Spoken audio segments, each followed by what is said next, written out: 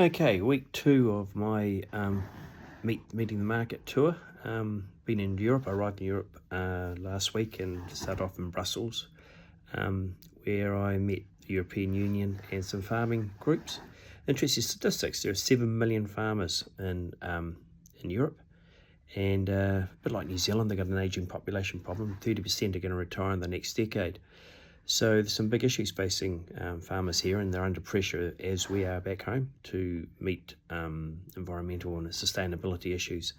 So they're quite pleased they've got a new government or a new president, and she seems to be a lot more receptive of agriculture than the previous one, the previous administrators.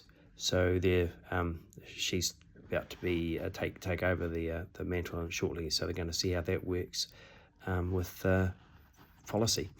Talking to some of the trade officials in Europe, and they say they're very happy with the New Zealand Free Trade Agreement. It's going well. There was some criticism that New Zealand didn't get much, or could have done better, but the view in Europe is that they got more than they were expecting. The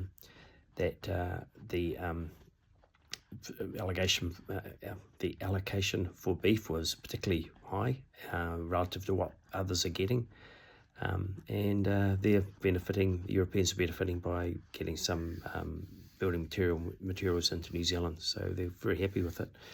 The vexed issue of deforestation, where products coming into Europe has to prove it hasn't come from areas that have been deforested. It does not appear as though it's going to go away. It may be delayed, but the issue of importers proving that the products haven't come from deforested areas certainly doesn't appear to be going away.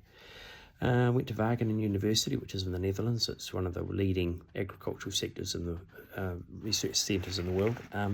Fascinating interviews here with some researchers on methane research. The Danish farmers are going to have access to bulls next spring or next breeding season that have low methane breeding values, and they're working on a microbiome probiotic that they can give to calves, and it will change the format of the stomach and reduce methane. Combined, those two tools could reduce methane by about 30%. So there's some really bright stuff going on there. It's a fascinating place. Then I was off to Rabobank, talked about sustainability. Analysts say there that a lot of companies now finding that their emission reduction targets that set a few years ago are now quite ambitious, and they're struggling to meet them. But that issue is not going away, and that companies that want to supply food companies and processors and etc. are going to have to still meet those sustainability targets. Interestingly, some companies are now starting to split their food emission targets, or the emissions for the food that is supplied to them. The emissions are being split from other emissions to try and make make it easier for food suppliers.